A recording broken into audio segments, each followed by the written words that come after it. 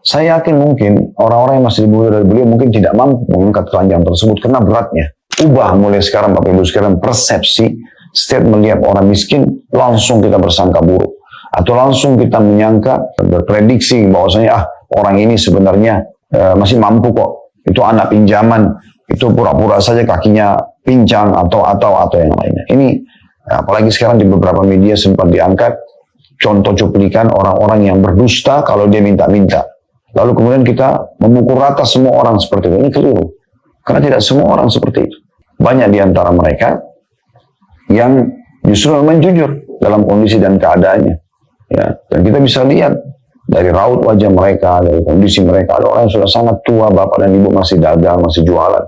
Saya pernah menemukan di daerah Condet ada satu ibu, bukan satu ibu ya, beberapa ibu gitu, membawa Bapak Ibu sekalian keranjang sangat besar. Keranjang itu mungkin setengah tubuhnya gitu. Ya, itu digendong di belakang ya punggungnya, dan itu penuh dengan buah-buahan. Buah-buahnya tahu apa? Buah melon, buah semangka, buah-buah yang berat bobotnya gitu ya, dibawa. Saya betul saya panggil, Bu, Ibu sini. Ibu sudah sangat tua, keriput sekali. Maksudnya kalau saya lihat umurnya itu tidak akan mungkin kurang dari 60 tahun. Ya, mungkin bakal lebih dari itu. Saya tanya, Ibu dari mana? Saya dari Bogor, nak, dia bilang gitu. Terus Ibu kesini untuk apa? Saya berjualan, gitu kan. Saya tanya, Ibu beli dari mana buah-buahan ini? Dia beli dari pasar induk, ya, di dekat pasar, di pasar Rebo ya. Dia beli pasar induk, dia datang dari kampungnya pagi-pagi sebelum subuh, dia naik transportasi umum sampai ke pasar induk, dia belanja, lalu dia masukkan ke keranjang tersebut, lalu kemudian dia jualan keliling. Saya yakin mungkin orang-orang yang masih di bawah dari beliau mungkin tidak mampu mengangkat keranjang tersebut karena beratnya. Itu pun saya pada saat itu sempat membeli dan menanyakan ini berapa harganya, ini berapa. Keuntungan yang diambil luar biasa gitu ya.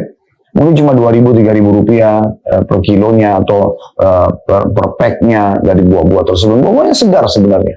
Orang-orang seperti ini teman-teman sekalian sudah selesai, nggak usah negosiasi lagi masalah harga.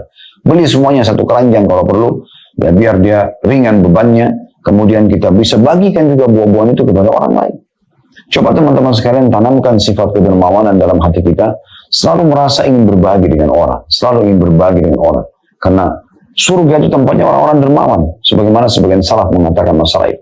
Dan neraka tempatnya orang-orang yang bakhil. Karena kita sudah pernah jelaskan, kedermawanan adalah akhlak yang mulia. Sementara bakhil atau pelit itu adalah dosa besar.